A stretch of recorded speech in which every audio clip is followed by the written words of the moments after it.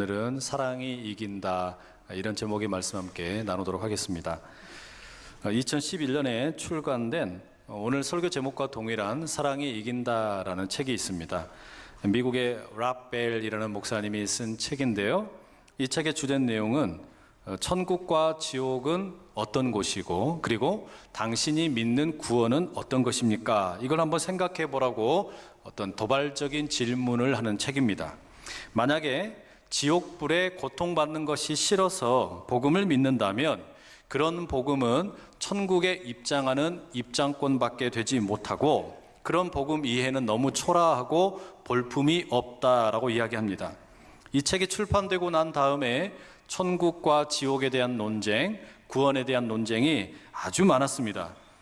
이게 미국이나 한국에서도 상당히 논쟁이 되었던 그런 책인데, 오늘 설교의 목적이 신학적으로 따져서 그 책이 맞냐 틀리냐 이런 것을 말하려고 하는 것은 아닙니다. 다만 이런 책도 우리에게 때로는 유익하다라는 점을 말씀드리고 싶습니다. 때로는 우리가 너무 당연하다라고 생각하고 그냥 당연시 여기든, 그래서 생각을 해보지 않았던 질문들이 종종 있습니다. 그런 질문들에 대해서 다시 생각할 수 있는 그런 기회를 준다라는 것이죠. 예를 들면 이런 겁니다. 여러분, 신앙생활 왜 하십니까? 신앙생활을 왜 하시냐라고 물으면 그거 그냥 당연한 거 아닙니까? 라고 생각하셔서 막상 답하기가 쉽지 않습니다. 신앙생활을 왜 하십니까? 그냥 양자택일로 이렇게 단순화시켜 질문을 드려보죠. 여러분은 사랑 때문에 교회를 다니십니까? 아니면 미움 때문에 교회를 다니십니까? 아니, 목사님, 그걸 질문이라고 합니까? 당연히 사랑 때문에 교회를 다니죠. 그렇게 아마 답변하시겠습니다. 맞습니다. 우리는 사랑 때문에 교회를 다니고 신앙생활 하는 것이 맞습니다. 그런데 안타깝게도 우리의 신앙생활을 가만히 관찰을 해보면 희한하게 그 밑바닥에 있는 뿌리가 사랑보다 미움이 가득한 경우들이 종종 있습니다. 오늘 우리가 함께 읽은 이 성경 본문의 12절에도 그런 예를 찾아볼 수 있습니다.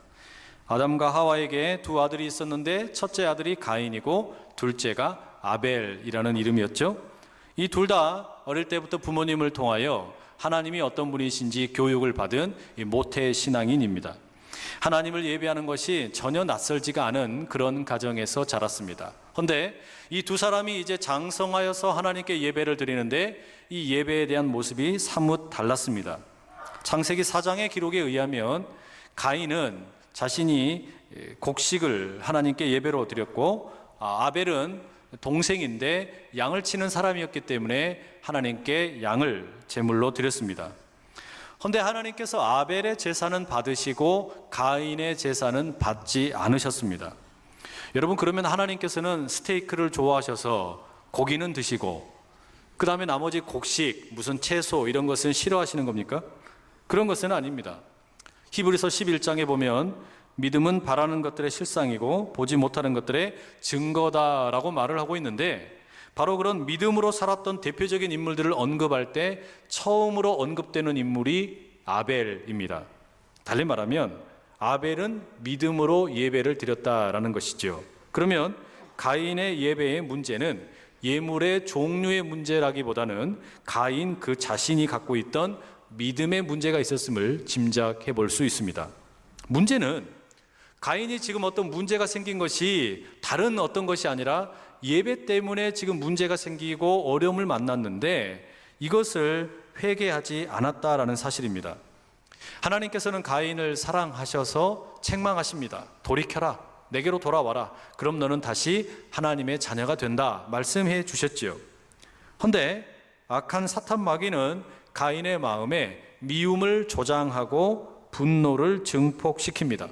참지 마, 너 하고 싶은 대로 해, 하나님 말씀에 귀 기울일 필요 없어, 이렇게 미혹을 한다라는 말이죠. 하나님 없이도 살 수 있다라고 가인을 꼬드깁니다. 가인이 이 두 음성 가운데 어떤 것에 귀를 기울이게 됩니까? 악한 마귀의 음성을 따르게 됩니다. 결국 자신이 인정받지 못한 것에 대해서 분을 내고 비교의식과 미움이 분노로 바뀝니다. 결국 이 분노가 이제는 돌이킬 수 없는 폭력이 되고 같은 부모 밑에서 태어난 자기 동생을 들에서 죽이고 맙니다. 이 사도 요한이 요한일서에 죽였다라는 표현을 쓰고 있는데, 이 죽였다라는 본래 의미는 아주 잔인하게 폭력적으로 도살했다라는 의미입니다. 그야말로 성경에 기록된 첫 번째 가정이 피로 얼룩지고 말았습니다. 그리고 이어서 사도 요한은 이 가인의 범죄를 모든 사람에게 적용시킵니다. 미워하는 자는 살인하는 자다. 여러분, 이거 받아들이실 수 있겠습니까? 아니, 그거 좀 미워했다고 어떻게 그걸 살인죄와 동일시할 수 있나? 좀 불편하지 않으세요? 우리 상식으로는 어렵습니다. 그래서 세상에서 우리가 재판을 할 때에는 심증만으로는 절대 형벌을 줄 수 없습니다. 물증이 있어야 된다라는 것이죠. 미워했다고 벌을 주는 게 아니라 구체적인 살인 행위에 대해서 벌을 줍니다. 그럼 왜 지금 사도 요한은 이렇게 극단적인 말을 하고 있습니까? 그것은 하나님께서 영이시기 때문입니다. 하나님은 영이시기 때문에 심증이 곧 물증이다라는 말입니다. 우리 사람은 겉으로 드러난 행위를 따라서 판단을 하지만 하나님께서는 영이시기 때문에 사람의 속 마음을 들여다보시고 판단하신다라는 것이죠. 예수님께서 마태복음 5장 21절에 비슷한 말씀을 하십니다. 옛날 계명은 살인하지 말라라고 가르쳤지만 예수님 뭐라고 말씀하십니까? 형제에게 화를 내고 형제에게 나가라고 욕을 하는 자는 지옥불에 들어갈 것이다 라고 말씀하셨습니다. 예수님을 믿지 않는 자가 지옥에 가는 것이 아니라 형제에 대해서 화를 내거나 욕을 하는 사람이 지옥불에 떨어진다라고 예수님이 말씀을 하셨어요. 그러면 예수님의 말씀이나 사도 요한의 가르침이나 다를 바가 없죠? 여러분, 미워하는 것은 곧 살인하는 것이다. 우리가 이 말씀을 어떻게 이해하면 좋겠습니까? 이걸 우리가 가정을 떠올려 보면 이해가 됩니다. 어떤 가정이 행복한 가정이냐? 모두가 다 잘 알죠? 서로 사랑하고 우애에 있는 가정이 행복한 가정입니다. 그런데 그 가정에 구성하는 형제들끼리 서로 치고받고 싸우고 미워하고 분노하면 어떻습니까? 이게 가정은 가정인데 살아있기는 살아있는데 영적으로 보자면 이미 죽은 가정입니다. 콩가루 집안이죠. 생명력이라고 찾아볼 수가 없어요. 서로 미워하면서 호흡을 하고 살고 있지만 사실은 이미 망한 집안이고 지옥이 따로 없다라는 말이죠. 여러분, 이게 지금 미워하는 것이 곧 살인이다라는 말의 의미입니다. 문제는 우리는 미워하면 그렇게 살면 곤란하다라는 사실을 알면서도 자꾸 마귀의 미혹에 넘어져서 살아갈 때가 많습니다. 이게 단순한 문제가 아닌 것이 우리 개인의 문제만이 아니라 가정의 문제이고 나아가서는 이 교회가 매력을 상실하게 되는 이유가 여기에 있기 때문입니다. 예를 들면 이런 겁니다. 신문에 우리가 가만히 읽어가다 보면 기사 가운데 심심치 않게 유명한 연예인들의 스캔들 기사가 나오곤 합니다. 그러면 이 당사자가 되는 연예인은 문제를 해결하기 위해서 상대방과 고소를 하고 고발을 하고 법정 다툼을 합니다. 그럴 경우에 대중들은 어떻습니까? 자연스럽게 그 연예인에 대해서 색안경을 끼게 되고 그 이미지가 이제 굳어져 버립니다. 연예인이 가지고 있던 매력이라는 것이 다 상실되어 버린다라는 말이죠. 요즘 교회가 그렇습니다. 본래 초대교회 당시에 사도행전 17장의 기록을 살펴보면 바울과 그의 일행을 향하여 세상이 별명을 지어줍니다. 세상을 소란하게 하는 사람들이라는 겁니다. 그게 초대교회의 별명이었습니다. 예수 그리스도의 복음을 전하였더니 그 복음을 들은 사람들이 이 세상이 감동하여서 소란스러워졌다라는 겁니다. 그래서 교회를 가리켜 세상을 소란스럽게 하는 사람들이라는 너무너무 아름다운 별명을 지어주었습니다. 그런데 요즘은 다른 이유 때문에 교회가 시끄럽게 되고 소란스러운 사람들이 되어버린 것 같습니다. 복음을 전하는 모습이 아니라 서로가 서로를 미워하는 모습으로 유명세 아닌 유명세를 누리고 있는 거 아닌가라는 생각이 드는 겁니다. 특별히 이 교회가 세상을 향해서 외치는 구호를 한번 가만히 보십시오. 하나님은 사랑이라고 복음에 대한 구호를 많이 외치고 있는지 아니면 미워하는 구호가 더 많은지 한번 돌아볼 필요가 있습니다. 이슬람을 미워하는 것으로, 동성애를 저주하는 것으로, 에이즈를 미워하는 것으로 온갖 교회의 구호가 도배가 되어 있습니다.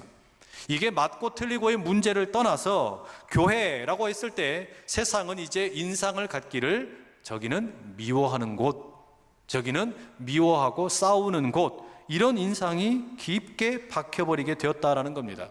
게다가 교회 안에서 성도들 사이에서도 서로 다툼으로 미움의 구호가 법정 가운데 가득하게 되고, 이렇게 되다 보니까 이전에는 교회가 복음 때문에 세상을 소란스럽게 만드는 곳이었는데 지금은 미움 때문에 세상을 소란스럽게 시끄럽게 만드는 그런 곳이 되어버린 것처럼 보인다는 말이에요. 여러분, 어쩌다가 우리 가정과 교회가 이렇게 되었습니까?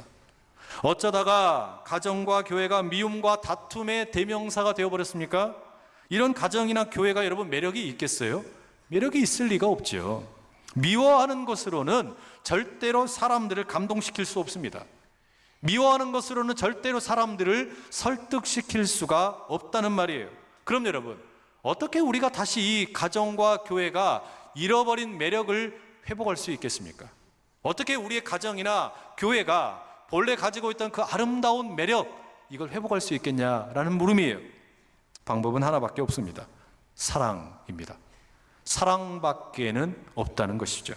14절 말씀 이렇게 이야기하지요. 우리는 형제를 사랑함으로 사망에서 옮겨 생명으로 들어간 줄을 알거니와 사랑하지 아니하는 자는 사망에 머물러 있느니라. 여러분, 이 구절이 지금 뭐라고 말하고 있어요? 형제를 사랑함으로 우리가 사망에 거주하고 있다가 생명으로 주소를 이전하게 된다라고 말합니다. 옮긴다라는 이 말의 뜻이 주소를 이전한다라는 뜻입니다. 전에는 우리가 사망이라는 동네에 살았을지 모르지만 형제를 사랑함으로 인해서 이제는 우리가 거주하는 동네가 생명이라는 동네로 바뀌게 되었다라는 말이죠. 제가 캐나다에서 유학 생활을 마치고 한국 땅에 들어와 가지고 제일 먼저 한 일이 무엇이었냐면은 이 주소 이전하는 일이었습니다. 자, 그러면 그때부터는 이제 저는 더 이상 캐나다의 법이나 교통법규를 따를 필요가 없습니다. 캐나다의 법이 저를 주관할 수가 없다라는 말이죠. 이제는 한국 땅에 제가 주민 등록 신고를 했기 때문에 한국의 법과 법규를 따르게 되고 그것이 저를 지배하기 마련입니다. 마찬가지입니다. 여러분, 우리가 형제를 사랑하게 되면 어떤 일이 생기는 거냐? 전에는 사망에 거했을지 모르지만 우리의 주소가, 영적인 신분이 생명으로 옮겨지게 됩니다. 과거에 살던 사망이라는 나라에서 생명이라는 나라로 이민을 가게 되었다라는 겁니다. 자, 그럼 여러분, 우리가 이제 이민을 떠나서 생명의 나라로 이민을 왔으면 어떤 법의 적용을 받아야 될까요? 과거에 살던 사망이라는 나라의 법을 따라야 됩니까? 그렇지 않습니다. 과거의 사망의 나라에서는 미움의 규칙이 그 땅을 지배했습니다. 그러나 우리가 형제를 사랑함으로 이제 생명의 나라로 이전하게 되면 거기에 어울리는 법이 따로 있다는 거예요. 그 법이 뭐냐? 사랑의 법이라는 것이죠. 거기에서는 이제 사랑의 법이 지배한다라는 겁니다. 그러면 14절의 아랫부분에 있는 사랑하지 아니하는 자는 사망에 머물러 있다라는 이 말씀이 이해가 돼요. 이게 무슨 의미겠어요? 사망에서 생명으로 옮겨졌다라는 거, 이거 엄청난 일이고 대단히 의미 있는 일이지만, 주소를 이전한 일이지만 사실은 영적인 차원에서, 성숙의 차원에서 보면 이거는 시작일 뿐이라는 말입니다. 달리 말하면 여러분, 우리가 어떤 다른 사람들과 육아에 대해서 이야기하고 싶다, 자녀를 키우는 것에 대해서 이야기하려고 그러면 뭐부터 시작해야 됩니까? 일단 얘를 낳아야죠.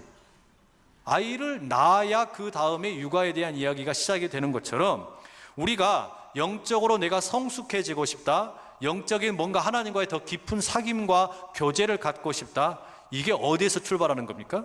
형제를 사랑함으로 주소 이전, 영적인 거듭남이 있어야 그게 가능하다라는 거예요.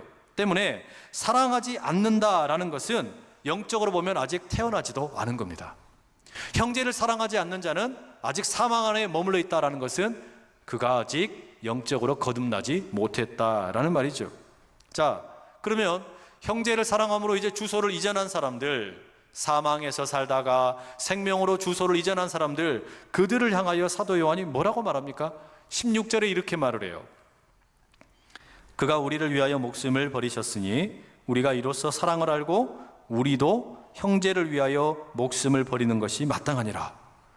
사망에서 생명으로 주소를 이전을 해서 이제는 미움의 법이 아니라 사랑의 법을 따라서 살아가게 되는데, 그리고 이 사랑의 법을 따르는 것이 점점 더 깊어지고 성숙해지고 그것이 무르익어지면 어떤 일이 생기느냐? 예수님이 그러셨던 것처럼 우리도 형제를 위해서 생명을 내어줄 수 있다는 겁니다. 결국 이게 여러분, 사도 요한이 이야기하는 영적인 성숙의 극치라고 할 수 있습니다. 우리가 영적으로 깊이 성숙해지면 그 결과가 뭐냐? 형제를 위해서 자기 생명을 내어놓는 겁니다. 이게 어떻게 가능하냐? 처음부터 우리가 이렇게 시작하면 된다는 거예요. 18절, 자녀들아 우리가 말과 혀로만 사랑하지 말고 행함과 진실함으로 하자. 말과 혀로만 사랑할 것이 아니라 손과 발로 사랑하다 보면 그런 일이 실제로 일어날 수 있다라는 겁니다. 여러분, 이런 일이 진짜로 가능할까요? 형제를 위해서 자기 생명을 내어주는 일, 여러분 가능할까요? 이럴 때는요, 믿어지지 않아도 아멘 하시는 겁니다. 형제를 위하여 자기 생명을 내어주는 일, 가능한 줄로 믿습니다. 실제로 가능해요. 최근에 제가 미쯔오 후치다라는 일본 사람의 이야기를 읽은 적이 있습니다. 이 사람은 본래 제2차 세계대전 당시에 일본의 공군 비행 장교였습니다. 전쟁에 이 전투기를 몰고 나가서 수많은 공을 세운 사람입니다. 그리고 그것이 업적이 인정을 받아가지고 이제 일본이 미군의 그 진주만을 습격할 때, 하와이의 진주만을 공습을 할 때 183대의 비행기를 이끌고 1차 공습을 주도했던 인물입니다. 그러니까 아주 뛰어난 조종사죠. 이 공습 가운데 자신의 전투기가 21군데나 총상을 입었는데도 불구하고 추락하지 않고 버텨낸 아주 명파일럿입니다.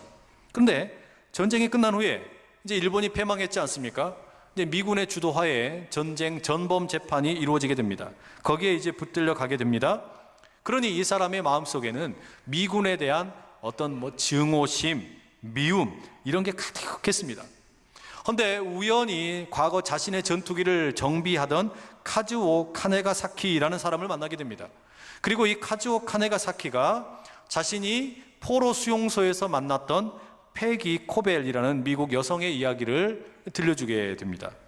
본래 이 페기 코벨이라는 이 여성의 부모님은 일본 땅에 선교사로 활동을 했던 분이었습니다.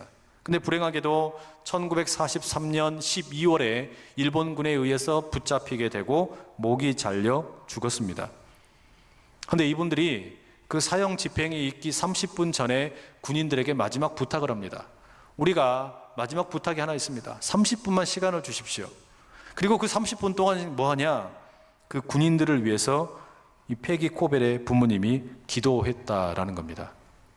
그 이야기를 듣고 페기 코벨, 이 딸도 부모님처럼 일본 땅에 들어갑니다. 그리고 이미 전쟁이 끝난 뒤에 이제 일본 군인들이 미군의 포로 수용소에서 힘들어하고 있다는 이야기를 듣고 그들을 돕는 일에 앞장서다가 서로 만나게 되었다라는 거예요.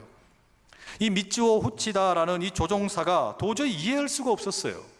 어떻게 자기를 죽음의 칼에서 지켜주지도 못하는 신에게 기도할 수 있고, 심지어 자기들을 곧 죽이려고 하는 그 군인들을 위해서 기도할 수가 있으며, 게다가 그 딸은 어떻게 원수들을 돌아보겠다고 다시 일본 땅에 돌아올 수 있느냐?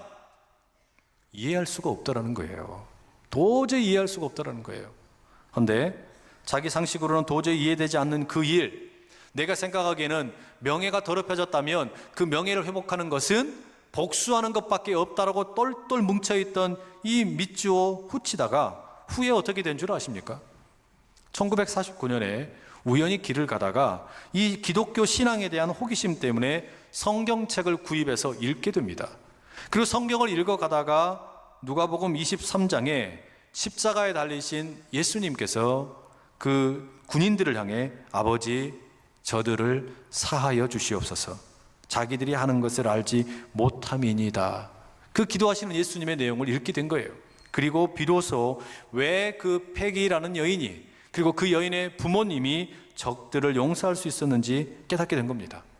그리고 이분이 회심을 해서 진주만에서 갈보리까지라는 책을 쓰고 자신의 남은 삶을 복음의 전도자로 살았다라는 이야기입니다. 여러분, 예수님의 십자가에는 이런 사랑이 있습니다. 적을 용서하고 변화시키는 것이 예수님의 사랑이에요.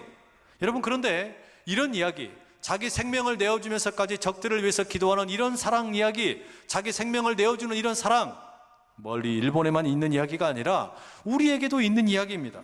우리 교회, 우리 안산제일교회는 생명을 내어주면서 서로가 서로를 사랑하는 참 아름다운 교회입니다. 예수님처럼 자기 생명을 내어주는 그런 사랑의 이야기가 우리 교회 가운데 이 벽에 가득 채워져 있다는 말이에요. 여러분의 기도가 그렇게 울려 퍼지지 않았습니까? 우리 원로 목사님 암으로 투병하실 때 목사님이 위독하시다라는 소식이 문자로 전달이 되고 전화로 전달이 되니까 이 과거 성전, 빨간 벽돌 성전 2,500석이 성도들로 가득 채워지고 밤새도록 기도 함께 하셨다면서요. 매일 밤 그렇게 함께 모여서 계속해서 기도하고 또 기도하고, 심지어 어떤 권사님들은 목사님 대신 나를 데려가 주십시오라고 그렇게 기도하셨다면서요. 저는 그때 없었습니다. 저는 그 이야기를 그냥 듣기만 했어요. 그런데 여러분, 듣기만 해도 얼마나 감동이 되었는지 몰라요. 어떻게 이런 성도분들이 계실 수가 있지? 어떻게 이렇게 자기 목숨을 내어놓으면서까지 사랑을 서로 나눌 수가 있지? 여러분, 그 기도가 우리 성전의 벽에 가득 채워져 있습니다. 이 성전이 그냥 성전이 아니라는 말이죠. 듣기만 해도 놀라운 이 이야기 아닙니까? 여러분, 우리가 요한 1사가 들려주는 형제를 위해서 목숨을 내어놓는 그 사랑, 우리는 그 사랑을 경험한 교회입니다. 여러분, 이 교회의 매력이 어디에 있냐고요? 우리의 가정, 그리스도인 가정의 매력이 어디에 있습니까? 미워하는 데서는 매력을 찾을 수가 없습니다. 다만 형제를 위해서 목숨을 내어주는 사랑, 거기에 교회의 매력이 있고 신앙의 매력이 있고 성도의 매력이 있음을 믿으실 수 있기를 축복합니다. 때문에 여러분, 우리는 미움을 가지고 신앙생활하는 것이 아니라 사랑으로 신앙생활하는 거예요. 사랑으로 이 세상을 이기면서 살려고 한다는 말이죠.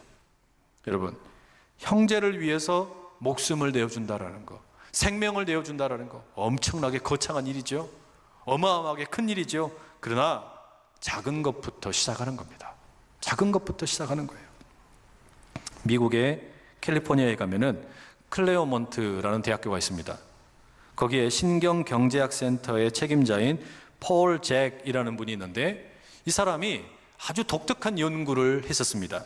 사람들 사이에 이 신뢰를 구축하고 서로가 서로를 이렇게 믿어주는 경우들이 있는데, 이게 어떻게 가능하냐? 가만히 보니까 우리 몸속에 특별한 물질이 있다라는 겁니다. 어떤 물질이 분비되더라는 거예요. 그게 옥시토신이라는 물질인데, 이걸 처음으로 발견을 하게 되었습니다.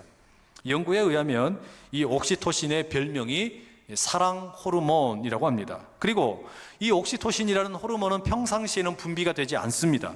그런데 다른 사람이 나를 신뢰해준다, 나를 믿어준다, 나를 사랑해주는 것 같다, 이게 느껴지면 혈중에 이 옥시토신의 비중이 높아지게 되고, 그 영향으로 나도 다른 사람에게 관대해지게 되더라는 겁니다.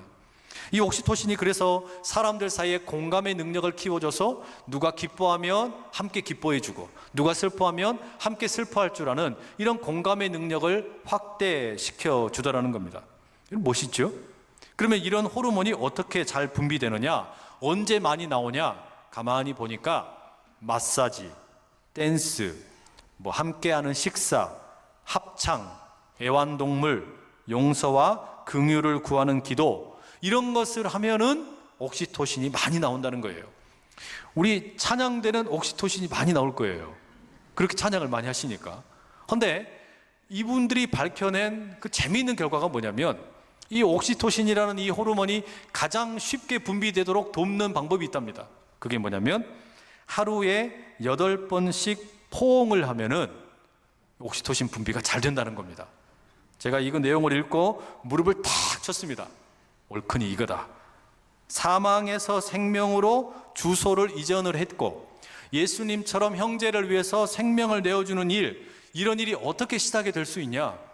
제일 작은 것부터 하면 돼요. 사람을 8번씩 포옹해 주기만 해도 된다는 거예요. 여러분, 하루에 8번씩 포옹하기만 해도 이런 일이 가능해지더라는 겁니다. 어제는 성경학교 마치고 와서 피곤해가지고 뻗어 있는 아들 자고 있는데 가서 포옹을 하고, 그리고 딸이 또 뭘 하고 있는데 일어나라 그래가지고 포옹을 하고, 그리고는 오늘 설교하는 겁니다. 여러분, 이렇게 제가 포옹을 하면서 뭘 느낀 줄 아세요? 포옹을 하니까 상대방의 온기가 느껴지더라고요. 상대방의 온기가 느껴지는데 그게 그냥 열이 느껴지는 게 아니라 사랑이 느껴지는 거 아닙니까? 여러분, 이 작은 상대방의 포옹을 느끼는 그 시간에 우리 주님께서 우리 서로 가운데 임하셔서 우리에게 힘을 주시고 능력을 주시고 사랑할 수 있는 용기를 주심을 믿으실 수 있기를 축복합니다. 바로 거기에서 여러분, 사랑이 우리에게 힘이 되고 능력이 되는 거예요. 그 사랑으로 세상을 이기는 우리 모두가 될 수 있기를 간절히 축복합니다.